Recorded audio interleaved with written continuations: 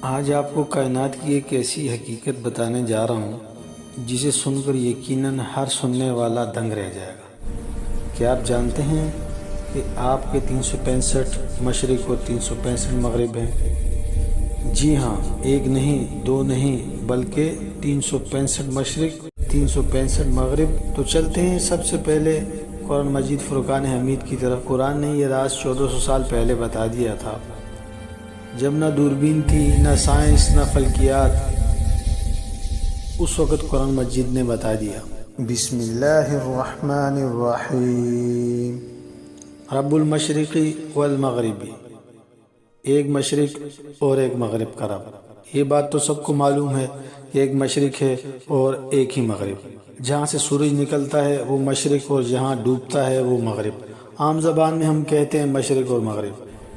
پھر قرآن کہتا ہے رب المشرقین و رب المغربین، یعنی دو مشرقوں اور دو مغربوں کا رب۔ اب دو مشرق اور دو مغرب کیسے ہو گئی، یہ تھوڑی سمجھنے کی بات ہے۔ دیکھیں، سردی کے موسم میں سورج تھوڑا جنوب سے نکلتا ہے اور تھوڑا جنوب میں غروب ہو جاتا ہے، یعنی شمالی علاقے والے جب سورج کو دیکھیں گے سردی کے موسم میں تو انہیں سورج جنوب سے نکلنا اور تھوڑا جنوب میں غروب ہونا نظر آئے گا۔ تو اس طرح سے یہ ایک بڑا مشرق سردیوں کے موسم میں بنتا ہے، جنوب سے نکلنا اور تھوڑا جنوب میں غروب ہو جانا، یہ ایک بڑا مشرق تھا، ٹھیک ہے۔ اب دوسرا مشرق اور مغرب کیا ہے؟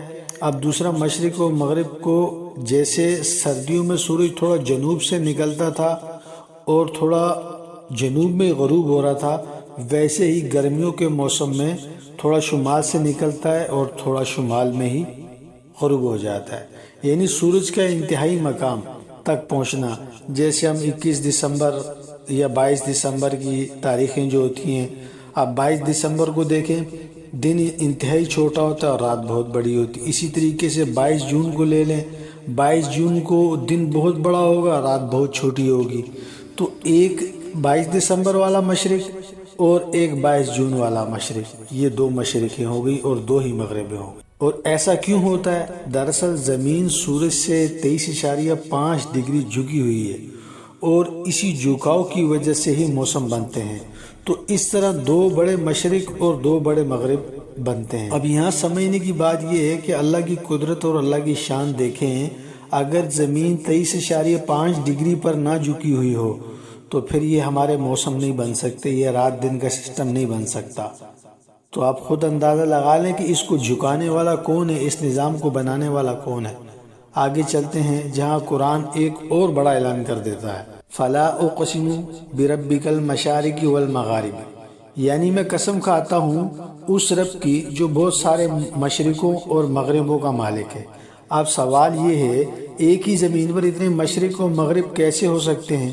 اچھا، یہاں مزے کی بات، یہاں قرآن کا جواب سائنس بھی دے رہی ہے اور کہتی ہے زمین سیدھی نہیں ہے بلکہ تقریباً 23.5 ڈگری جھکی ہوئی ہے، اور زمین سورج کے گرد گھومتی بھی ہے اور اپنے محور پر بھی گھومتی ہے۔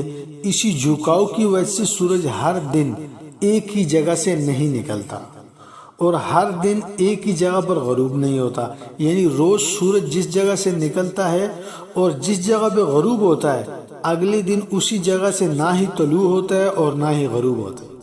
تو اس طرح ہر دن کا مشرق اور مغرب الگ ہوتا ہے، یعنی سال کے 365 دن ہوتے ہیں اور 365 مشرق اور مغرب ہوتے ہیں۔ آپ یوں سمجھ لیں کہ 1 جنوری کا مشرق اور مغرب 2 جنوری کے مشرق اور مغرب سے الگ ہوگا، 3 جنوری کا مشرق اور مغرب 2 جنوری اور 1 جنوری سے الگ ہوگا، یعنی پورے سال میں 365 مختلف مشرقیں ہیں اور 365 ہی مختلف مغرب ہیں۔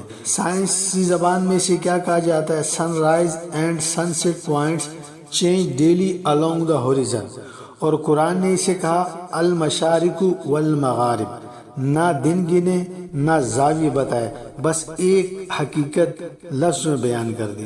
پھر قرآن نے 2 مشرق اور 2 مغرب کیوں کہا؟ سائنس بتاتی ہے سال میں 2 انتہائی مقام آتے ہیں، ایک جب سورج سب سے زیادہ شمال کی طرف نکلتا ہے اور ایک جب سب سے زیادہ جنوب کی طرف نکلتا ہے۔ انہیں سائنس کہتی ہے سمر سولسٹس اور ونٹر سولسٹس، یہی دو بڑے مشرق اور دو بڑے مغرب ہیں، یعنی ایک گرمیوں کا اور ایک سردیوں کا، اور ان کے درمیان جو روز بدلتے ہیں، یعنی یہ جو درمیان میں دن جو روز دن بدن آتے ہیں وہ پھر بے شمار مشرق و مغرب بنتے ہیں۔ اب دیکھیں جس دور میں انسان یہ بھی نہیں جانتا تھا کہ زمین گول ہے یا چپٹی ہے، اس دور میں قرآن نے کہا نہ صرف ایک مشرق، نہ صرف دو، بلکہ بہت سارے۔ یہ اتفاق نہیں ہو سکتا، یہ اندازہ نہیں ہو سکتا، یہ صرف خالق کا علم ہو سکتا ہے، وہی رب جو سورج کو بھی چلاتا ہے اور وقت کو بھی اور انسان کو بھی۔ اسی لیے قرآن کہتا ہے رب المشارق والمغاربی۔ یہ صرف ایک جملہ نہیں، یہ کائنات کا نظام ہے جو ہر دن ہمیں خاموشی سے بتا رہا ہے کہ یہ سب خود بخود نہیں ہو رہا۔ اگر آپ کو یہ حقیقت سمجھ آ گئی تو سورج کو دیکھنے کا زاویہ بدل جائے گا اور رب کو پہچاننے کا بھی۔